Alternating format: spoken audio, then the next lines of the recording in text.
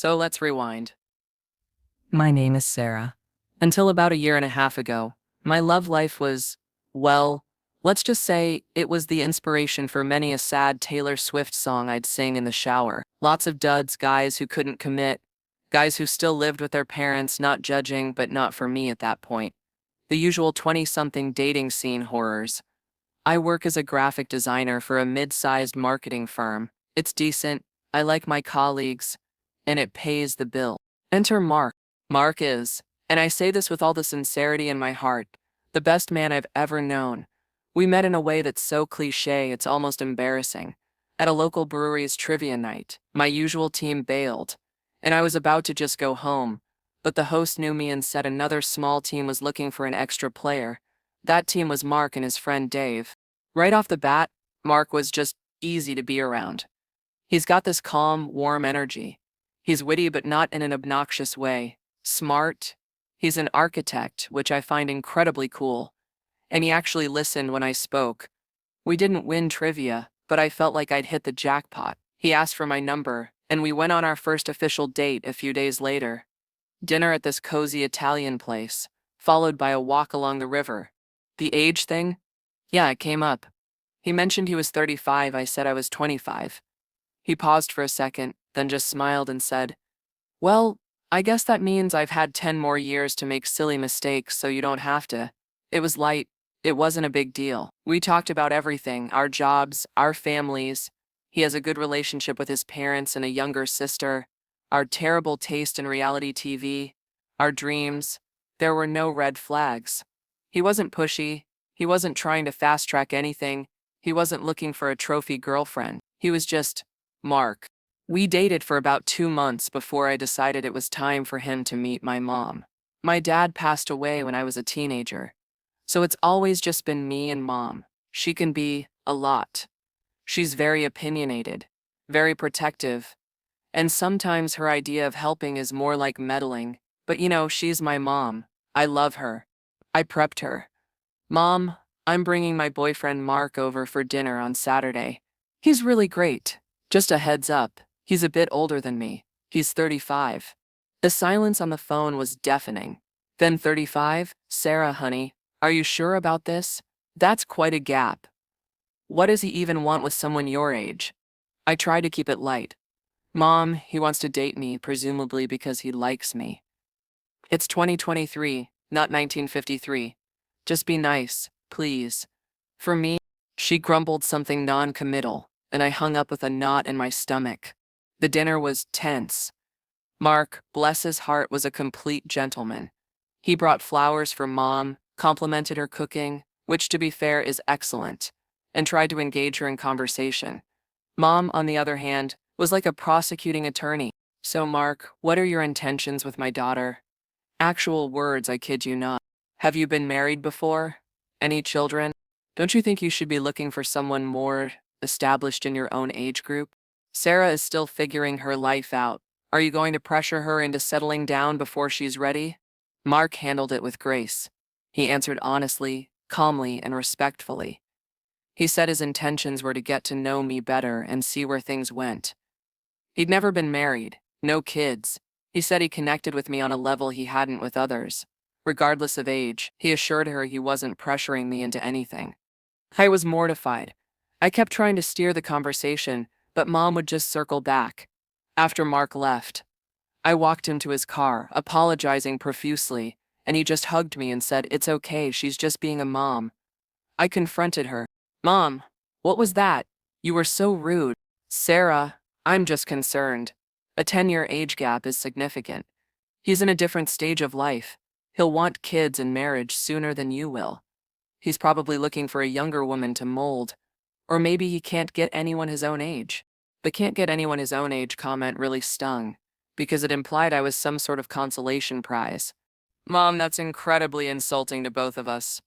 He's kind, he's smart, he treats me well. Can't you just be happy for me?" "I'll be happy when I know you're safe and not being taken advantage of." And so it began. The next few months were a barrage. First, it was the subtle digs. Whenever I mentioned Mark, she'd say things like, "Oh, is your older gentleman friend taking you out?" Or make sure he doesn't break a hip trying to keep up with you. Eye-roll inducing, but manageable. Then came the concerned phone calls. Multiple times a week. Sarah, I was just reading this article about men who prey on younger women. Sarah, your cousin Jennifer's friend dated an older guy, and he turned out to be super controlling. Sarah, are you sure he's being honest about his finances? Older men can have baggage, debt, ex-wives looking for alimony. Again, Mark has never been married. I try to reason with her. Mom, Mark is not a predator. He's not controlling. He's financially stable. You're catastrophizing? Her response was always, I'm just looking out for you, sweetie. You're too trusting. Mark was amazing through all of this. I'd vent to him, and he'd just listen, offer comfort, and never once badmouth my mom. He'd say things like, she loves you, Sarah. She's scared. We just have to show her, over time, that her fears are unfounded. His patience was saintly, but Mom wasn't interested in being shown anything. She escalated. Escalation tactic 1, the ambush. My birthday was coming up. I was turning 26. Mark and I had planned a quiet weekend away. Mom insisted on having a small family dinner the week before. I agreed, thinking maybe she was starting to come around. Wrong. I walked into her house with Mark, and there, sitting on her couch, was a guy I vaguely recognized. Ben, the son of one of her oldest friends. Ben was my age, perfectly nice, but someone I had zero romantic interest in. Mom beamed. Surprise, Ben was in town, so I invited him to join us. You two always had so much in common. The dinner was excruciating. Mom spent the whole time trying to force conversation between me and Ben, asking about his job, his hobbies, pointedly ignoring Mark unless it was to ask him to pass the salt. Mark, again, was a rock. He engaged politely with Ben, didn't rise to the bait. I wanted the ground to swallow me whole. Afterward, Mark just said, well, that was an experience. Your mom really loves Ben, huh? He was trying to make light of it, but I could see the strain. Escalation tactic 2, the digital stalking and smear campaign. Mom, who barely knew how to use Facebook beyond posting pictures of her cat, suddenly became an expert online investigator. She found Mark's social media, which is pretty sparse. He's not a big online guy. She started asking me questions based on old photos or connections he had. Who's this woman in this picture from 2015, Sarah? Was he serious with her? Then I started hearing things from my extended family. My aunt called me, honey, your mother is so worried about you and this Mark fellow. She said he's rushing you, and she thinks he might have a drinking problem. A drinking problem? Mark might have 2 beers on a Friday night. He's the most responsible drinker I know. I confronted Mom. Did you tell Aunt Carol that Mark has a drinking problem? Well, I just mentioned he likes breweries, and older men can sometimes rely on alcohol. Mom, that's a lie. You're actively trying to sabotage my relationship by spreading false rumors. I'm just sharing my concerns with family who care about you. Escalation tactic 3, the unannounced visits and guilt trips. If Mark was at my apartment, sometimes Mom would just show up. Oh, I was just in the neighborhood. Thought I'd drop off these cookies. Then she'd eye my apartment, and make some comment about how late it was or how tired I looked. The guilt trips were constant. After all I've done for you, Sarah, raising you on my own, this is how you repay me, by choosing some older man who's gonna break your heart over your own mother? I just want to see you happy, and I know he can't make you happy in the long run. Don't come crying to me when he leaves you for someone younger, or when you realize you've wasted your best years. This was starting to really wear on me, and Mark. We were having arguments, not about each other, but about my mom. I felt torn. I loved Mark. I saw a future with him. But the constant negativity from my mom was like a dark cloud. Mark was incredibly supportive, but I could see it was affecting him too. He started to seem a bit more reserved around the topic of my mom, probably trying to avoid saying anything that could make things worse for me. One evening, after a particularly nasty call from Mom, where she basically called Mark a cradle robber, I broke down. Mark just held me while I cried. I don't know what to do, I sobbed. She's never gonna accept you. She's making my life miserable. Mark was quiet for a moment, then said, Sarah, I love you. I'm not going anywhere unless you want me to. But you can't let her control your happiness. You need to set some firm boundaries. For your own sake, regardless of me. He was right. I was 25 by then, almost 26. A grown woman. And I was letting my mom dictate my emotional state. The next big family event was Thanksgiving. I was dreading it. Mark, surprisingly, said he wanted to come if I was okay with it. Maybe if she sees us together, happy in a family setting. He trailed off, ever the optimist. I agreed, but with trepidation. Thanksgiving was a disaster. Not in a food fight, screaming match kind of way, but in a slow, agonizing, passive-aggressive nightmare kind of way. Mom seated Mark at the kids' table, which was just a card table in the corner, with my much younger cousins, under the guise of not enough room at the main table. There was plenty of room. She forgot he was vegetarian. I had reminded her multiple times and only made meat-based dishes, except for some plain mashed potatoes and a sad-looking salad. Mark, ever gracious, ate what he could and said it was delicious. She made comments all night, loud enough for everyone to hear. Sarah, dear, aren't you worried about, the future? Tick-tock, tick-tock, while looking pointedly at Mark. When Mark mentioned a challenging project at work, she said, "Oh, it must be so stressful at your age, trying to keep up with the younger architects." She even pulled out my baby photos and started showing them to Mark, saying, "Look how adorable she was. It feels like just yesterday I was changing her diapers. She's still my baby girl, you know?" The implication was clear. I was too young and innocent for him. I was fuming. Mark kept giving me these small, reassuring smiles, but I could see the effort it was costing him. My aunts and uncles looked uncomfortable. Even my usually oblivious cousins picked up on the tension. After dinner, while I was helping clear, Mom wouldn't let Mark help, said he was a guest, but it felt more like she was ostracizing him. She cornered me in the kitchen. "See, Sarah? He just doesn't fit. It's awkward for everyone. You're making people uncomfortable by bringing him here." That was it. The dam broke. "No, Mom," I said, my voice shaking but firm. "You are making people uncomfortable. You have been rude, manipulative, and outright cruel to a man I love.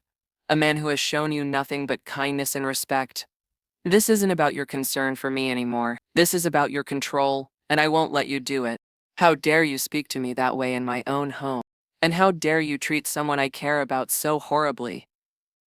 Mark is a wonderful man, and if you can't see that, or at least be civil to him for my sake, then maybe we need to reconsider how much time we spend together." I walked out of the kitchen, grabbed Mark's hand, said a strained goodbye to the rest of the family, and we left. In the car, I apologized again. He just squeezed my hand. "You were incredible, Sarah. You stood up for us. For yourself." I can't believe I said that to her, I whispered, half proud, half terrified of the fallout. "You said what needed to be said," he replied. The fallout was an ice age. Mom didn't call for a week. When she finally did, it wasn't an apology. It was a tirade about how ungrateful I was, how disrespectful I'd been, how Mark had clearly brainwashed me. I didn't engage. I just said, "Mom, I love you, but I won't discuss Mark with you if you're going to be negative. My choice to be with him is not up for debate. If you can accept that and treat him with basic human decency, I'd love to have you in my life. If not, then I need some space." And I hung up. It was one of the hardest things I've ever done. The silence from her was heavy. Christmas was approaching, and the thought of not seeing her or having another Thanksgiving-style disaster was awful. Mark was my rock. He encouraged me to stick to my boundaries. We spent a lot of time together, our relationship deepening. We talked about the future seriously, moving in together. He never once pressured me about marriage or kids, but we both knew we wanted those things someday, with each other. The age gap felt more irrelevant than ever between us, even as it was the sole focus of my mom's campaign. A few weeks before Christmas, I got a tentative text from Mom. "Coffee?" I agreed, nervously. We met at a neutral cafe. She looked tired. She started by saying she missed me. I said I missed her too. Then she said, "I've been doing some thinking. I still worry, Sarah, about the age difference, about you getting hurt." I know you do, Mom. But your worry has been expressed in a way that's incredibly hurtful to me and to Mark. I know I haven't handled it well, she admitted, which was huge for her. I just, I don't want to lose you. That hit me. Maybe, under all the control and manipulation, there was genuine fear. You're not losing me, Mom. But you will push me away if you continue to try and control my life and attack my partner. Mark makes me happy. He's good to me, and he's good for me. Can you try, just try, to get to know him without prejudice? She was quiet for a long time, stirring her coffee. I can try to be more civil, she finally said. It wasn't a glowing endorsement, but it was a start. Christmas was better. Not perfect, but better. Mom invited Mark. She actually spoke to him, asked him about his work, without snide remarks. She didn't try to set me up with anyone. There were a few tense moments, a few sideways glances, but overall, it was a ceasefire. Mark, ever the diplomat, engaged her warmly. It's been about 6 months since that Christmas. Mom hasn't magically transformed into Mark's biggest fan. She still makes the occasional comment, usually veiled, "Oh, Mark must remember when that song first came out. It was a hit in the 90s." But the overt hostility has stopped. The sabotage attempts have ceased. She seems to be slowly, grudgingly accepting that Mark is a permanent fixture in my life. Mark and I moved in together 3 months ago. Our apartment is filled with laughter, good food, he's a great cook, and a lot of love. We're talking about getting a dog. Marriage is definitely on the horizon. Maybe in the next year or two, we talk about kids, and we're on the same page about timing. He's not rushing me. If anything, I'm the one getting baby fever sometimes. The 10-year age gap honestly feels like nothing more than a number. He's my best friend and my partner. He supports my career, encourages my hobbies, and makes me feel cherished every single day. My relationship with my mom is still a work in progress. We see each other, we talk, it's more surface level than it used to be. And there's a part of me that mourns the easier relationship we had before Mark. But I also know I did the right thing by standing up for myself in my relationship. I'm an adult, and I get to choose who I love. Sometimes I still wonder if I was too harsh with her, or if I should have just tried harder to make her understand.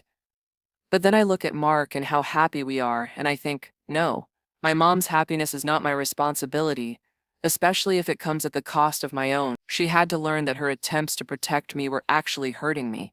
So, Reddit, after that novel, AITA for essentially choosing my boyfriend over my mom's wishes and drawing such a hard line in the sand? Has anyone else dealt with a parent so vehemently against their partner due to an age gap or any other reason they deem unsuitable? How did it turn out for you? I could use some perspective, or just to know I'm not alone in this particular brand of family drama.